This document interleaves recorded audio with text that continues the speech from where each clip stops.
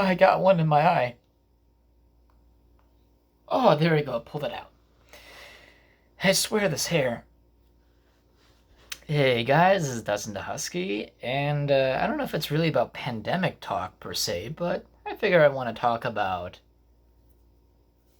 pain. And it's pain in the sense that it is bodily pain. I'm talking about accidents. Stuff that happens in life that you don't expect, you can't predict, or can't avoid. It just happens, and you have to live with whatever consequences come after these incidences. And I'm a perfect example of someone who, definitely broke a few bones, definitely ruined my back. My neck's a problem, but it is not totally ruined. It's just a byproduct of one of my accidents.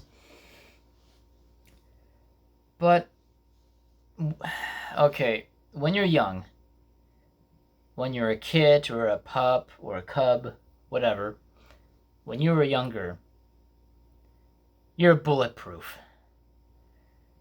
You can literally smack yourself head on with a tree, bounce right off it, get back up, and keep running. I've ran over so many good saplings that way. Sapling would bounce back, so would I. Then I just keep running. I miss those days because you're rubber, you're bulletproof. You just ragdoll physics. You fall 20 feet, you bounce around, and then you get back up and it's not so bad. And then all of a sudden, you get to a certain age, and then all of a sudden, that invincibility is gone. And mine actually ended pretty early in life. I played soccer for 10 years. Really good soccer player. Because it involves zooming after a ball. Husk was very good at soccer. I had good legs.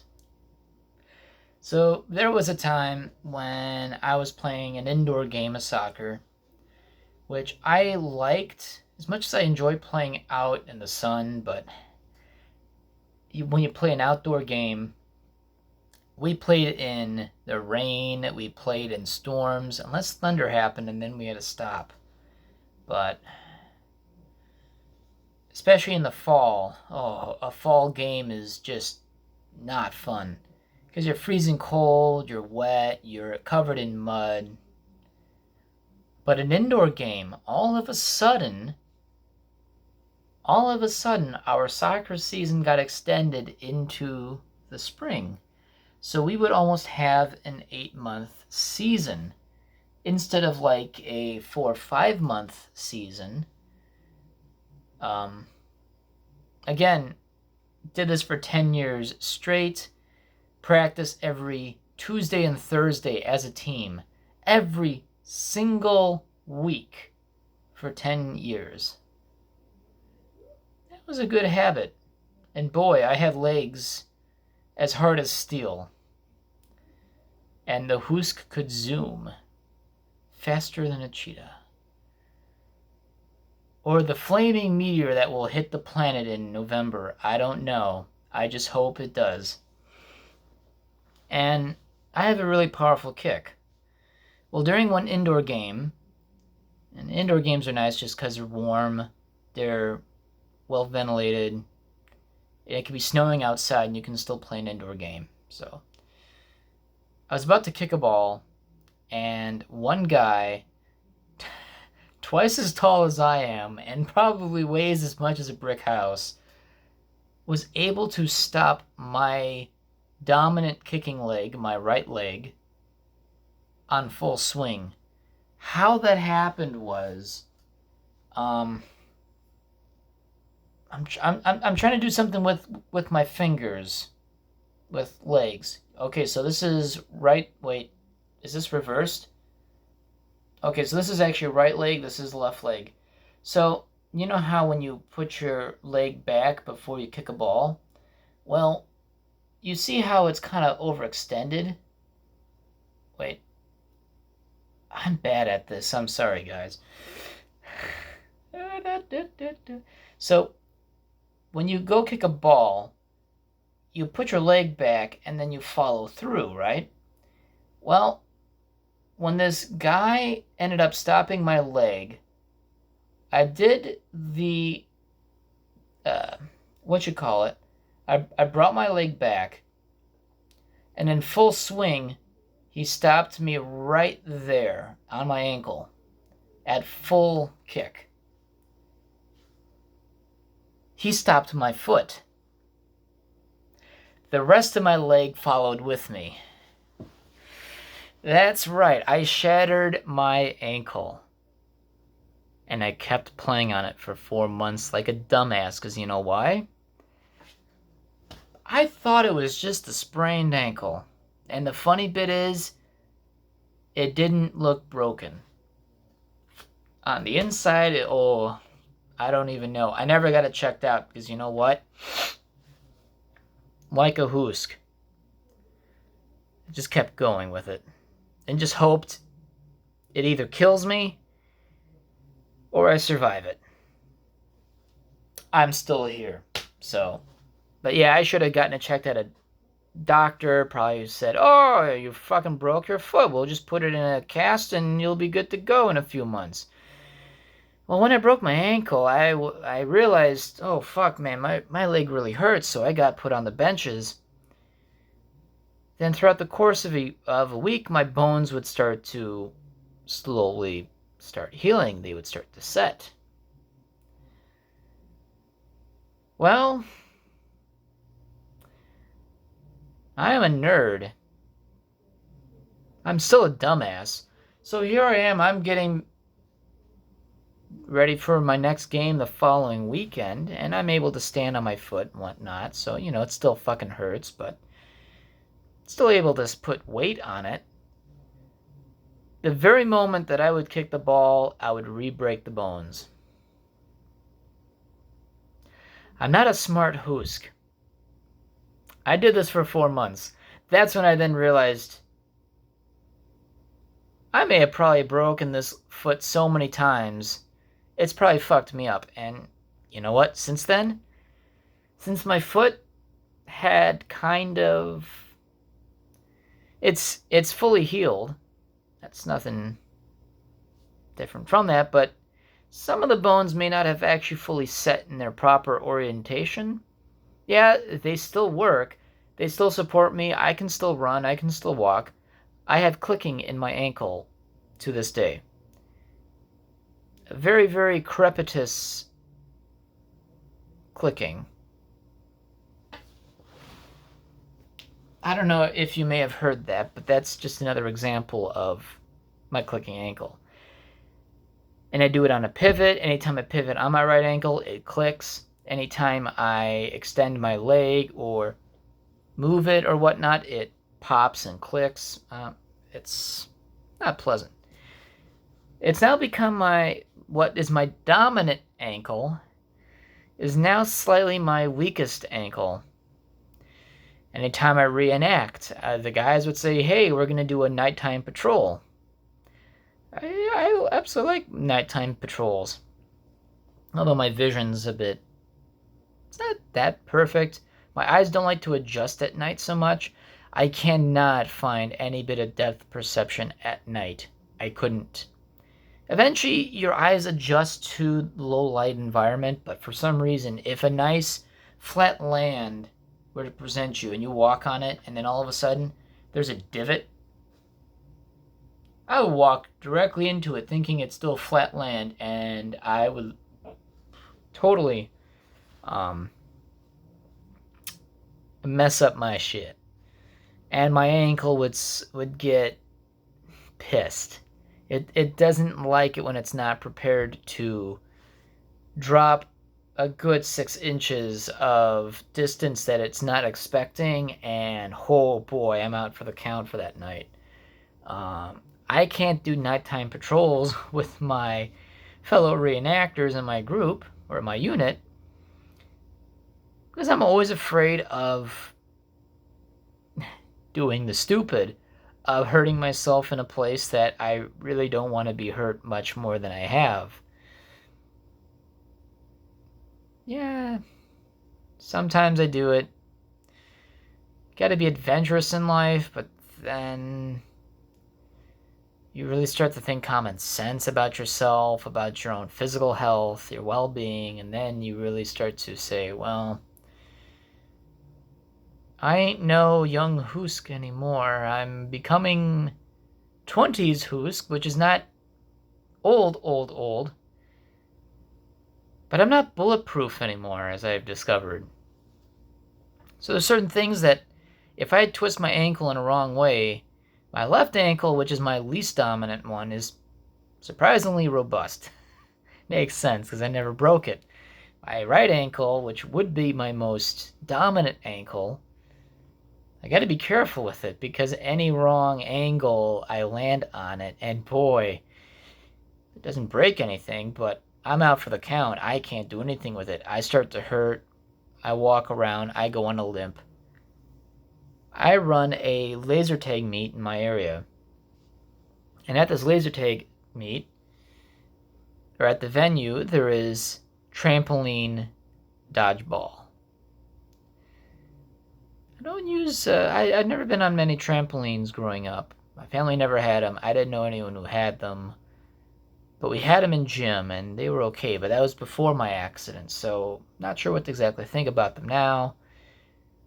But I like dodgeball. I like the movie. Pipe wrenches.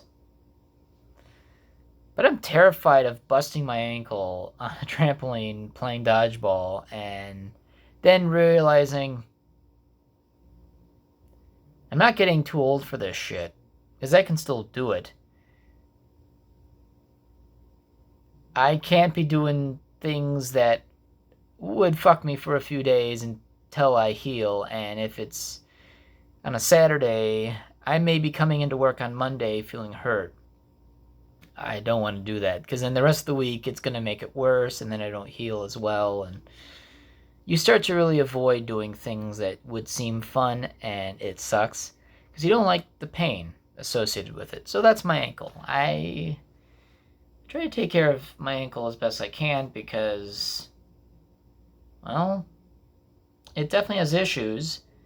I don't want to replace my ankle, because you know what? From a lot of people tell me, once you replace a joint with an artificial joint, it doesn't work the same way as it does. It doesn't cause me any pain as I walk around. It just clicks. I'm going to definitely take care of it, because I really do not want to replace something that has been me my whole life. Getting that idea wrapped around my head is mind-boggling, that, yeah, you can replace a part of you, and it may not be the same as you always were before. But I also don't want to do it either. But I also want to make sure I can take care of myself so I don't have to do it. Now, here's another one, and it's a big one. That's my back. So this is after a reenactment. We went to Lowell, Indiana for a World War II reenactment there, and me and my dad were driving back home on Sunday night. This would be this was probably May of 2010, if I remember correctly. And we were just about to finish our long drive home back to New Berlin, Wisconsin. So that's about a 5-6 hour trip. And especially with the kind of load that we were bringing along. We had a tow vehicle that was struggling along the whole way to get back home. So we were in a 2000 Ford Expedition. It was my dad's. We had a 4-ton squad car, or staff car really, on what is a heavy rated 2 or 3 ton weight trailer. So a Ford Explorer, I'm gonna guess, I haven't done my research before this video, so let's say it weighs nearly 2 tons. So 2 tons, 2 3-ton trailers, so that's probably 4 or 5 tons, plus another 4 tons on top of that. So that is 8 to 9 tons. Yeah, So 8 to 9 tons hauling weight, full-on gross weight of this whole combined unit that's moving. We were just about to roll into the driveway at home. And just before we got into the driveway, I turned to my dad and asked him a question, or about to tell him something. I forget what it was. So I turned to my left because I was in the passenger seat. Wham! We got rear-ended. Well, we were at a dead stop with a guy who was doing 55 miles an hour on my road, which is 35 miles per hour speed limit, with a what looks like a 2000 to 2005 Chevy Impala, at least what was the remains of it. The front end was no longer existent on that car because he literally struck a brick wall of us. Our 8 to 9 tons combined, I am totally surprised his face did not implode on impact. I ended up having to pull him out of his vehicle and miraculously survived without a scratch. Didn't wear a seatbelt. His airbag never went off. The front of his car was gone. The engine transmission was in his passenger seat. Dashboard was pointed up. The only thing that remained intact inside the car was the steering wheel column. That didn't move. He hit his head on the steering wheel column. However, what saved him, this 18-year-old, he was high as fuck and was also drunk as fuck, and he was going back home from a party in West Dallas. And he smashed directly right behind us. That wrenched my back, and it actually froze it in place for a long time. My back since then, and it still is today, not so bad, but it still is today, locks up. Muscles literally tend to knot up and then no longer work. Not no longer work in the sense that they can move. I'm literally talking about they tense up so much they don't relax. And your back muscles are pretty amazing because they wrap around your chest, they go to your neck, they go to your hips. Really pretty amazing engineering the human body is. And my whole back was curved from that accident. It literally, my spine moved in a way it physically shouldn't. My neck too, but my neck, even if it is a bit of a problem since then, my neck doesn't cause me pain actually. Yeah, just discomfort, but you know, after a natural neck adjustment, oh yeah, it feels fucking fantastic. But the real issue is with my back. My lower back. Totally fucked up. So, the first 4 months after that accident, I was dormant. Meaning my back did not hurt. And then it did. So long after we filed the insurance claims and whatnot, said that we were all physically doing well. Well, guess what? As soon as we filed for the information that we don't need medical assistance or whatever, yep, you know it. My back started acting up and was never the same since, and still is to this day, never the same. And it got so bad, I could not put my socks on getting out of bed. I could not put my underwear on getting out of bed. It wasn't until Bitferret, who told me how to do certain things, because he also has a really messed up back for even grave reasons. The way how he got his accident was not great at all. Compared to my car accident, it's gruesome. But mine was a violent jerk reaction, and it just twisted my back so much that... Ugh. My lower back is still somewhat fused in together. There's still some cushy disc between the vertebrae, but there's no more movement there. I very, very rarely, not rarely, I could never really get any movement out of my lower back. Totally gone.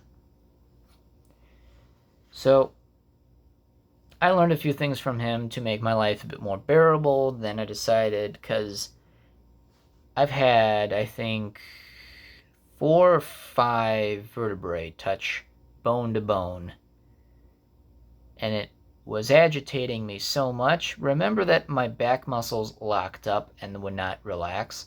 Well, the more inflammation that happened in my lower back, the less it ever wanted to actually loosen up. In fact, more strands and bundles of muscle in my back began to also lock up, and my shoulders, one shoulder, and what's funny, my back muscles are now contorting me beyond my own physical voluntary control.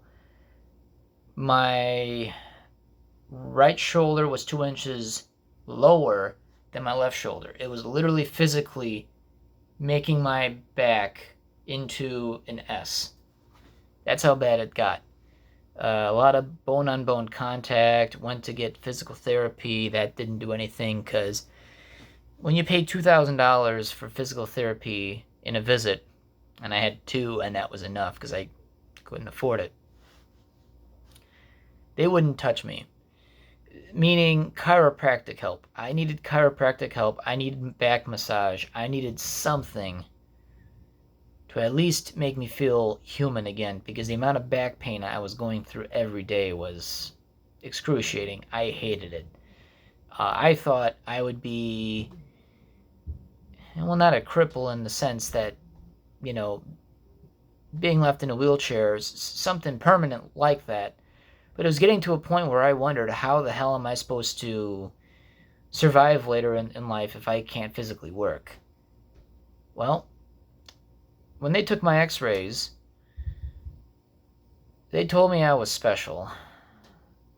They took one look at the x-rays, and they took one look at me and say, okay, well, that makes a lot of sense. And like, well, what is that supposed to mean? And they still never explained it to me. I have my x-rays somewhere. But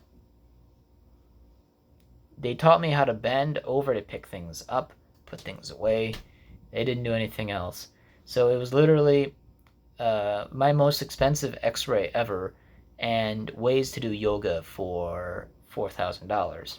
My insurance didn't cover it, and my second visit, they gave me oxycodone. Oh, great, cool. Oh, addicted DaHusky. Nope, they already knew that this would be a long life issue. They told me I had 2 options. 1, get back surgery. Permanent back surgery, which isn't permanent. They told me that I had to get the procedure done every 20 years because they literally interwoven titanium rods into your vertebrae, which eventually break down in little tiny strands and poke into your spine, which then causes more discomfort. So you got to do it again in 20-year increments.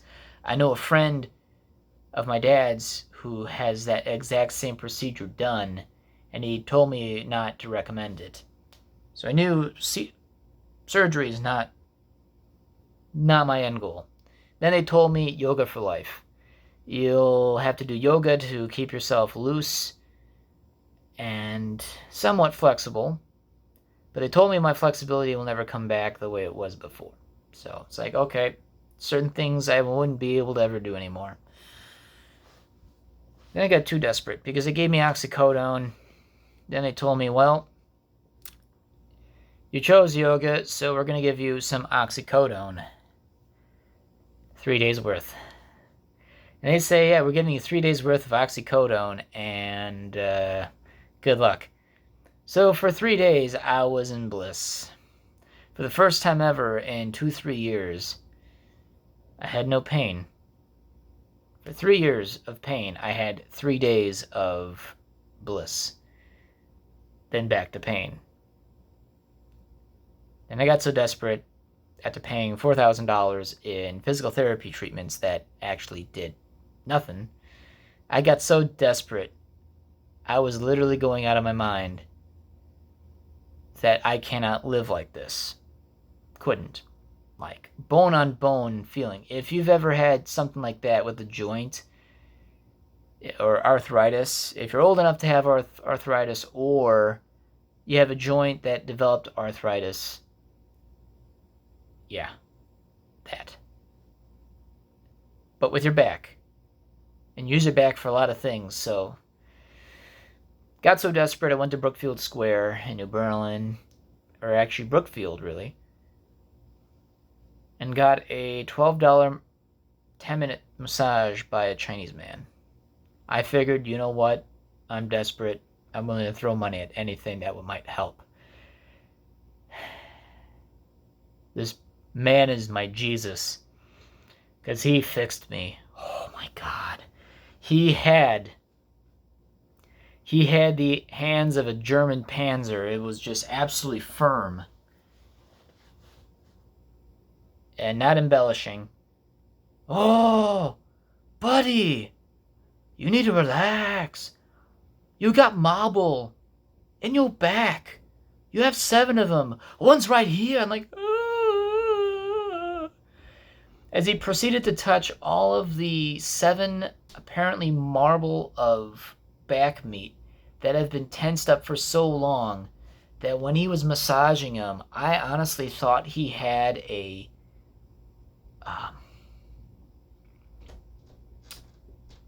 like a roller, like a kitchen roller. I thought he was rolling my back with something you would need bread or dough. And it felt like it had nails in it. It was the most painful experience. Second most painful, yeah. My ankle being my third painful experience. My back hurting when it did was my first. I'll never forget how much that hurt. Second time was that back massage. Nothing hurt ever more, at least above ankle, below ordinary back pain, was this very happy Chinese man who probably did not know he was actually doing more good than I initially thought. He massaged my entire back, and you know what? I was in so much pain. I couldn't believe that a back massage would be that painful. Then he massaged my calves, and it was odd, but nice. Then when I got up, I realized, holy fuck, my back pain's gone. Nice. And I haven't had back pain that bad since. Apparently, this Chinese man beat the living shit out of me with his hands to massage me, to the point that my back muscles unlocked itself for the first time in 3 years. This was 2013. My accident was back in 2010. So that's 3 years where your back muscles have never relaxed. I tell you, it was incredible to actually be able to not feel back pain. And I thought, okay, well, maybe this is temporary. Nope. With doing yoga, doing a few moves, I don't do all yoga poses, but I only do a few specifically for back and lower back. Been doing that every day ever since. They say I'm doing this for the rest of my life, so okay, all right, that's fine by me. It's free. I don't have to go get a surgery that'll cost me thousands of dollars, knowing that in 20 years I'm gonna have to do it again, and then 20 years after that do it a third time. So really, I cannot complain. And for $12 for a massage, which is a broke college student eating ramen for months on end, is a lot of money. And looking back, it may have been the best $12 I've ever spent. And you know what? Wherever you are, Chinese man, you're a kick-ass. So, living with pain. I'm sure if any of you have had experiences with any kind of pain, it's not fun. If you have any experiences with pain and you have a story about what you've gone through and how you're able to cope with it, please let me know in the comment section below. I don't take any pain medication. I don't even take aspirin for my back pain, which flares up from time to time. It's sharp pain, but not as bad. Something I can still handle, something I can still ignore. I can feel it, I can sense it, I know it's there, but it's not like nail driven uh, into your brain that, oh, yeah, it's there. All right, well, I'll have to do a few adjustments when I get home, do some yoga to relax. The back pain I experienced that I hope I never get to do, which is why I'm not a very adventurous person as I used to be. It's come to my point in life where I need to do what I need to do to keep my back feeling great without fucking it up, because the moment I fuck it up, oh, I'm gonna have a bad month. I'm lucky to have just a bad week or bad few weeks, but can't take too many risks these days doing stuff because your back is everything. And if you don't take care of your back, you're kind of screwed. And in my case, I'm already screwed. I'm just kind of avoiding any inevitable problems that can flare things up again. So, yeah, this is a very painful episode. But it's something that not many people tend to talk about is pain. And I don't enjoy pain by any degree, especially with what I've gone through so far. Yeah, I don't care for it. But I feel great that I'm able to control how much pain I'm actually getting, because I avoid certain things that I know would hurt me if I really, really just mess up. And then it's only my fault. If it's something I can avoid, yes, I'll certainly do it, because even if it's something fun, I have no choice. I have to avoid certain things in order to keep my sanity, because being able to sleep at night is great without back pain. Those 3 years I couldn't sleep at all. So imagine 3 years of locked up back muscles and not being able to sleep. Makes you a really angry curl. Very, very angry Husk. I don't want to do that again. I enjoy my sleep too much. I enjoy what mobility I'm able to restore. Yeah, it's something I would rather keep in the past as much as I can until, things hurt a bit more, but right now feeling good. So, maybe not the subject you were expecting today, but we all experience some form of physical pain that from accidents growing up, car accidents, sports, injuries, whatnot. Certainly, we all find ways to cope with it, and if you're able to cope with something for so long and able to control it, know how it flares up, how you can avoid certain things to help get along with your day, that's fantastic. I keep doing what I'm doing, and people keep doing what they've been doing that helps them. So, yeah, I got nothing else to say about that. So, you guys have a good evening. We'll see you next time.